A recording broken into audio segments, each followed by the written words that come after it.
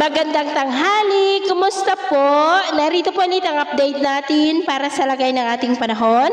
Ngayong tanghali po ng April 3, 2024 na kung saan sa ngayon ay patuloy pa rin po na easterlies ang hangin na umiihip dito sa ating bansa.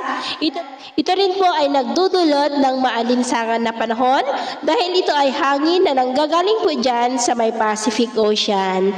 At ito naman ay pinapakita ng forecast model natin pong ginagamit hanggang po sa susunod na 2 linggo. At sa lagay ng ating panahon, ngayong tanghali po ay mainit at maalinsangan pa rin ang panahon sa halos buong bansa, pero may tsansa pa rin ng maulap na kalangitan with isolated light rain sa ilang bahagi ng Leyte at Dinagat Island. At mamayang hapon ay mainit at maalinsangan pa rin ang panahon, pero may tsansa pa rin ng maulap na kalangitan with isolated rains dyan po sa ilang bahagi ng Catanduanes.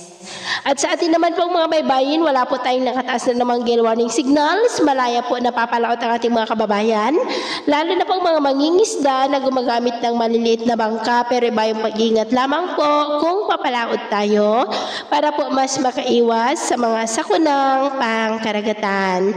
So yun po muna ang latest update natin sa araw na ito. At ako po muli si James na nagsasabing sa kahit anong pagsubok po na darating sa ating buhay, huwag po tayong mawawalan ng pag-asa. Thank you and God bless!